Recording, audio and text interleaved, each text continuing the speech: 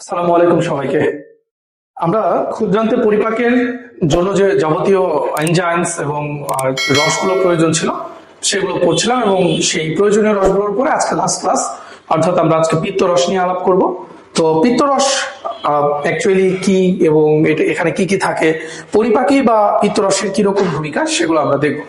তো আজকের আমাদের ক্লাসের হেডলাইন হবে পিত্তরস বা বাইল। তো পিত্তরস বা বাইল অ্যাকচুয়ালি কে তৈরি করে, এই জিনিসটা আমরা কিন্তু আমাদেরকে জানতে হবে, এবং বারবারই কিন্তু আমরা কনফিউজড হয়ে যাই। যদিও লিভারের গঠন পড়ানোর সময় আরো বিস্তারিত কথা বলবো। তো লিভারের যে স্ট্রাকচারাল ইউনিট, যার নাম হচ্ছে হেপাটোসাইট। হেপাটোসাইট স্ট্রাকচারাল ইউনিট, অর্থাৎ লিভারের গঠন ও কার্যিক এককের নাম হচ্ছে এই হেপাটোসাইট। মূলত এই যে পিত্তরস, এই পিত্তরস তৈরি করে হচ্ছে হেপাটোসাইট। হেপাটোসাইট, তাহলে হেপাটোসাইট পিত্তরস তৈরি করে বা লিভার পিত্তরস তৈরি করে, কিন্তু পিত্তরস জমা থাকে হচ্ছে এই পিত্তথলিতে, যেটাকে আমরা গল ব্লাডার বলি। তো অনেকেই হয়তো এমনটা চিন্তা করে যে পিত্তথলি হয়তো পিত্তরস তৈরি করে, না, পিত্তরস তৈরি করে হচ্ছে লিভার, আর পিত্তথলিতে সেটা জমা থাকে। তো আশা করি তোমরা বুঝতে পারছো। তাহলে পিত্তরস তৈরি করে হচ্ছে হেপাটোসাইট।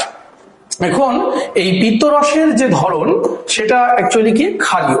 ক্ষারীয় পিত্তরসের ধরন হচ্ছে ক্ষারীয়, এবং যার পিএইচ হচ্ছে প্রায় 8 থেকে 8.5 এর মধ্যে।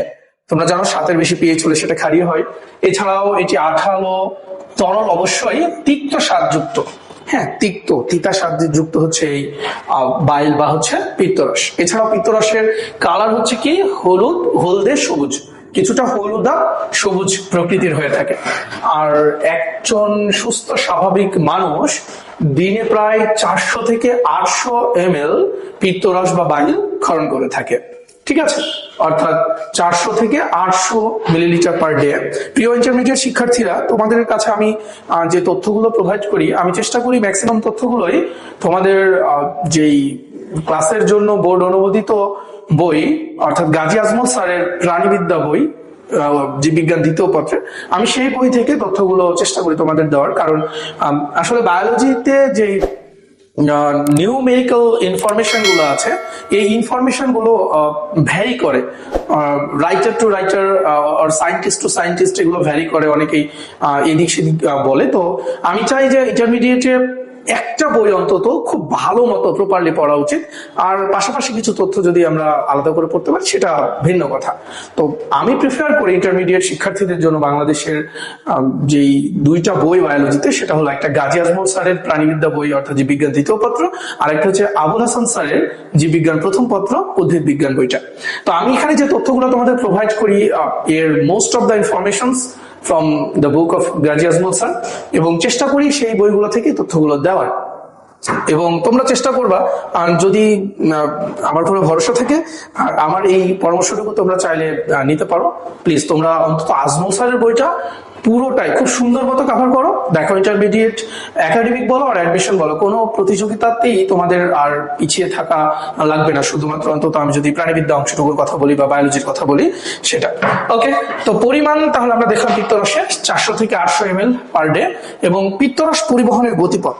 অ্যাকচুয়ালি পিত্তরস আমরা কিন্তু পড়ছিলাম যে ক্ষুদ্রান্তের ডিওডেনামে যে 4 ধরনের উপাদানের সংমিশ্রণ ঘটে, সেইটার মধ্যেই পড়ছিলাম পিত্তরস। তো পিত্তরস আসলে তৈরি হয় লিভারে, জমা থাকে পিত্তথলিতে, আবার এটি ডিওডেনামে বা ক্ষুদ্রান্তে কিভাবে পৌঁছায়, সেই গতিপথটুকু আমাদের একটু জানা উচিত। তো তোমরা একটু খেয়াল করে দেখো, ছবিটার দিকে তাকাও, তাহলে দেখতে পাবা যে অ্যাকচুয়ালি এই যে লিভারের মধ্যে, যকৃতর মধ্যে দেখো, এইখানে মূল 2টা নালী চলে গেছে। দেখো, মূল 2টা নালী, একটা বাম দিকে আর একটা ডান দিকে, 2টা নালী চলে গেছে।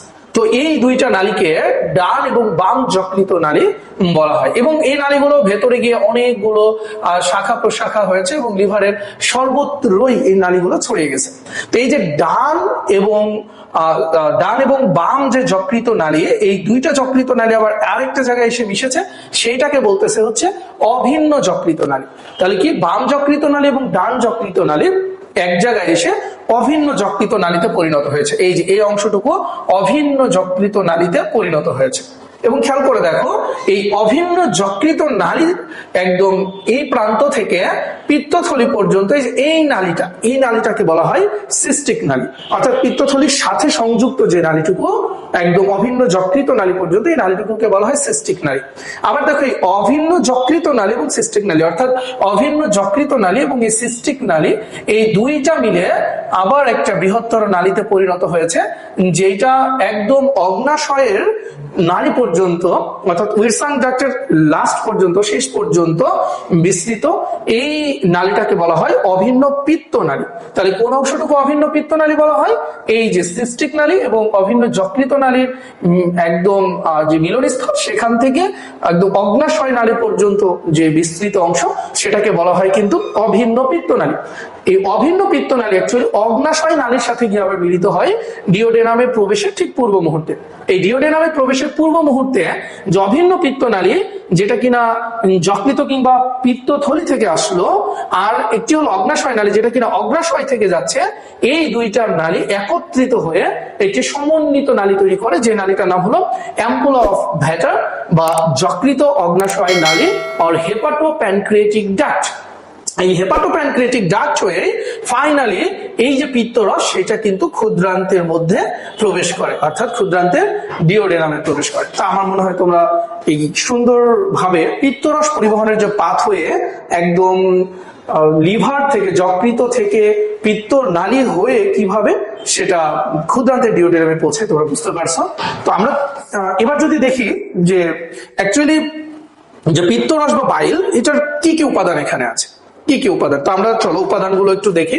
প্রথমত আমরা যদি দেখি যে পিত্তরসে যে উপাদানটা আছে, সেটার মধ্যে প্রধানতম যেটা আছে সেটা হলো পানি। এখানে পানির পরিমাণটা অনেক বেশি। তারপরে আমরা দেখবো হচ্ছে পিত্ত রঞ্জক আছে, পিত্ত রঞ্জক, যেটা কিনা তোমরাও নাম শুনেছো এর আগে, বিলিরুবিন এবং বিলিভার্ডিন। এগুলো নিয়ে আরো বিস্তারিত আলাপ আছে যখন কিনা আমি যকৃত বা অগ্নাশয় যকৃতের বিভিন্ন ধরনের বিপাকীয় কার্যাবলী পড়াবো, তখন আমি বিলিরুবিন এবং বিলিভার্ডিন নিয়ে কথা বলবো আরো। এছাড়াও আছে হচ্ছে পিত্ত লবণের মধ্যে যে প্রধানতম দুইটা অংশ আছে, আমরা এই দুইটা নাম করতে পারি। একটা হলো সোডিয়াম গ্লাইকোলেট,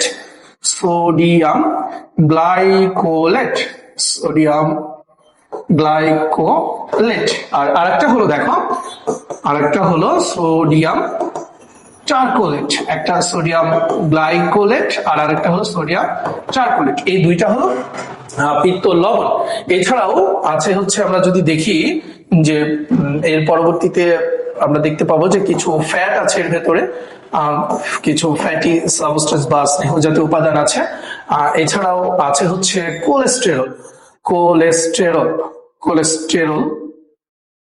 কোলেস্টেরল আছে, এবং আমরা দেখবো ফাইনালি এখানে আছে কিছু অজৈব লবণ বা তোমরা বলতে পারো খনিজ উপাদান বা খনিজ লবণ। এই অজৈব লবণ বা খনিজ লবণ কি করে? পিত্তরসকে ক্ষারীয় করে থাকে, ক্ষারীয় করে এবং পিত্তরস ক্ষারীয় হওয়ার ফলে অনেক উপকার বা কাজ সাধিত হয় ক্ষুদ্রান্তের মধ্যে, আমরা একটু পরে দেখবো সেটা। তাহলে আমরা যদি বলি যে পিত্তরসের উপাদান হলো পানি, পিত্তরঞ্জক দুইটা, বিলিরুবিন, বিলিভার্ডিন। 3 নম্বর হচ্ছে পিত্ত লবণ, সোডিয়াম গ্লাইকোলেট এবং সোডিয়াম চারকোলেট, দেন ফ্যাট, দেন কোলেস্টেরল, আর ফাইনালি অজৈব লবণ বা খনিজ লবণ, যেটা পিত্তরসকে ক্ষারীয় করে থাকে। তো এই উপাদানগুলোর নাম একটু চেষ্টা করবো মনে রাখার। তবে একটা জিনিস অ্যাভয়েড করাটাই ভালো, সেটা হলো এগুলোর পার্সেন্টেজ। দেখবা এইরকম পিত্তরস, লালা রস, তারপরে আন্ত্রিক রস, বিভিন্ন রসে যে উপাদানগুলোর পার্সেন্টেজ আছে, এগুলো খুব একটা পরীক্ষায় আসে না, এবং এগুলো এত বেশি ডিটেলস আছে যে তোমরা চাইলে ওগুলো আত্মস্থ করা তোমাদের জন্য সো ডিফিকাল্ট হয়ে যাবে। সুতরাং তোমরা চেষ্টা করবে এগুলোর জাস্ট নামটা মনে রাখা, যাতে এমসিকিউ বা ক খ এই প্রশ্নগুলোতে আসে তোমরা উত্তর দিতে পারো। তো এই ছিল পিত্তরসের উপাদান। এবং আমরা যদি ফাইনালি দেখি পিত্তরসের কাজ, তো পিত্তরসের কাজ, আচ্ছা এখানে একটা কথা আছে, সেটা হলো একটা জিনিস খুব ভালো করে মাথায় সেট করে নাও, সেটা হলো যে পিত্তরসে কোনো পরিপাক এনজাইমস থাকে না, কোনো পরিপাক এনজাইমস থাকে না, নো এনজাইমস। পিত্তরসে কোনো পরিপাক এনজাইম থাকে না যে পিত্তরস গিয়ে সরাসরি কোনো খাবারকে পরিপাক করে ফেলবে, অর্থাৎ কোনো অ্যামাইলেজ এনজাইম বা প্রোটিয়েজ এনজাইম বা লাইপেজ এনজাইম এরকম কোনো এনজাইম থাকে না। সুতরাং আমরা একটা জিনিস মাথায় রাখবো, হয়তো বা ইনডিরেক্টলি বা অন্য কোনো ভাবে পিত্তরস পরিপাকে মানে ভূমিকা রাখে, কিন্তু পরিপাকে জন্য বা কোনো খাদ্য উপাদান পরিপাক করার জন্য সরাসরি কোনো এনজাইম কিন্তু এই পিত্তরসের মধ্যে থাকে না, এটা খেয়াল রাখবা। ওকে, চলো এবার আমরা দেখি ফাংশন অফ বাইল আর পিত্তরসের কাজ। তো পিত্তরসের কাজ অনেকগুলো এবং খুবই গুরুত্বপূর্ণ কিছু কাজ আছে। এর মধ্যে যেমন অন্যতম গুরুত্বপূর্ণ কাজ হচ্ছে কি ইমালসিফিকেশন। ইমালসিফিকেশন কি? ইমালসিফিকেশন হলো এমন একটা প্রক্রিয়া যে প্রক্রিয়ার মধ্য দিয়ে বড় বড় চর্বি কণাগুলোকে ভেঙে ক্ষুদ্র ক্ষুদ্র চর্বি কণায় পরিণত করে।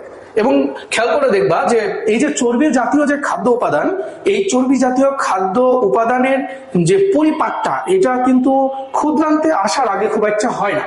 অর্থাৎ মুখে শর্করা জাতীয় খাদ্যের পরিপাক ছিল, পাকস্থলীতে প্রোটিন জাতীয় খাদ্যের পরিপাক ছিল, বাট ক্ষুদ্রান্তে এসে কেবলমাত্র স্নেহের যে পরিপাকটা, স্নেহ জাতীয় খাদ্য, সেই পরিপাকটা সম্পূর্ণ হয় এবং এটাই অনেক বড় আকারে হয়ে থাকে। এই জন্যই কিন্তু সর্বপ্রথম যে চর্বি কণাগুলো আছে এগুলোকে ভেঙে ভেঙে ক্ষুদ্র কণায় পরিণত করতে সাহায্য করে এই পিত্তরস, যেটাকে ইমালসিফিকেশন বলে। ইমালসিফিকেশন হলে যে মানে স্নেহ জাতীয় যে উপাদানগুলো, সেই উপাদানগুলোর উপরে যে কার্যতল অর্থাৎ পরিপাক করার যে ক্ষমতা সেটা বহুগুণে বেড়ে যায় লাইপেজ এনজাইমের। ফলে 2 নম্বর কাজ আমরা যেটা বলতে পারি সেটা হলো অ্যাক্টিভেশন অফ লাইপেজেস, অর্থাৎ লাইপেজ এনজাইম গুলোকে অ্যাক্টিভেট করে দেয় এই পিত্তরস এবং আরো বেশি সক্রিয় করে তোলে ইমালসিফিকেশনের মাধ্যমে বলো কিংবা ক্ষারীয় পরিবেশ সৃষ্টির মাধ্যমে বলো। ফলে লাইপেজ এনজাইম গুলো আরো দ্রুত কাজ করতে পারে, কারণ লাইপেজ এনজাইম গুলোর কাজ করার জন্য মাধ্যমটি ক্ষারীয় হওয়াটা খুব জরুরি। যেহেতু পাকস্থলী থেকে অম্লীয় কাইম আসে এবং সেটাকে ক্ষারীয় করে তোলে হচ্ছে কিন্তু এই পিত্তরসে থাকা অজৈব লবণ বা খনিজ লবণ। দেন ফরমেশন অফ মাইসেলি। মাইসেলি অ্যাকচুয়ালি কি? মাইসেলি তোমরা হয়তোবা জানো বা এটা আমি পরবর্তীতে আলাপ করবো, সেটা হলো ক্ষুদ্রান্তের ভেতরে যে ভিলাস থাকে, এই ভিলাস গুলোর যে প্রান্ত থাকে, প্রান্তে কিছু সূত্রাবত গঠন তৈরি করে যাতে খাদ্য শোষণ আরো বেশি ত্বরান্বিত হয়, আরো বেড়ে যায়। ওই সূত্রাবত অংশগুলোকেই সাধারণত মাইসেলি বলে। এই মাইসেলি তৈরি করতে সাহায্য করে কিন্তু এই পিত্তরস। এছাড়াও ভেরি ইম্পর্টেন্টলি ভিটামিন অ্যাডেক অর্থাৎ vitamin A, vitamin D, vitamin E এবং ভিটামিন কে শোষণ করতে ক্ষুদ্রান্তের ভিলাসে বা বৃহদান্ত্রের কিছু অংশে শোষণ করতে সাহায্য করে কিন্তু এই পিত্তরস। এছাড়াও আছে টক্সিক নিষ্কাশন। টক্সিক নিষ্কাশন কি অ্যাকচুয়ালি, বা টক্সিক এক্সক্রেশনটা কি? খেয়াল করো, আমাদের খাদ্য উপাদানের সাথে যদি কোনো টক্সিক উপাদান থাকে বা পরিপাক প্রক্রিয়ার পর যদি কোনো টক্সিক উপাদান তৈরি হয়, তাহলে সেই টক্সিক উপাদানগুলোর সাথে পিত্তরস রিঅ্যাকশন করে একত্রিত হয়ে সেটা মলের সাথে দেহ থেকে বের হয়ে যায়। ঠিক এভাবে কিন্তু টক্সিক যে উপাদানগুলো আছে সেগুলোকে দেহ থেকে নিষ্কাশনে সাহায্য করে। এছাড়াও খেয়াল করে দেখো অম্লীয় কাইম প্রশমন। অম্লীয় কাইম প্রশমন খুবই ইম্পর্টেন্ট একটা বিষয়। অম্লীয় কাইম প্রশমন কেন খুবই ইম্পর্টেন্ট বিষয়? কারণ যেহেতু এটা অ্যাসিডিক এবং এই অম্লীয় কাইমকে প্রোটেক্ট করার জন্য যথেষ্ট ব্যবস্থা কিন্তু পাকস্থলীর ভেতরে থাকে, বাট ক্ষুদ্রান্তের ভেতরে ওই ধরনের ব্যবস্থাটা অতটা ডেভেলপড না। দ্বিতীয়ত ক্ষুদ্রান্তে যে লাইপেজ এনজাইমগুলো কাজ করে সেগুলো কাজ করার জন্যও কিন্তু ক্ষুদ্রান্তে অবশ্যই এখানে যে ক্ষারীয় পরিবেশ সেটা সৃষ্টি হওয়া খুব জরুরি। এই ক্ষারীয় পরিবেশ সৃষ্টি করতে গিয়েই অম্লীয় কাইমকে প্রশমিত করে এবং ক্ষুদ্রান্তে অম্লীয় কাইমের থেকে যে সম্ভাব্য ক্ষতি সেটা এড়ানোর জন্য মূলত এই গুরুত্বপূর্ণ ভূমিকা রাখে হচ্ছে কে? পিত্তরস। সুতরাং আমরা বলতে পারি অম্লীয় কাইমকে প্রশমন করতে সাহায্য করে পিত্তরস।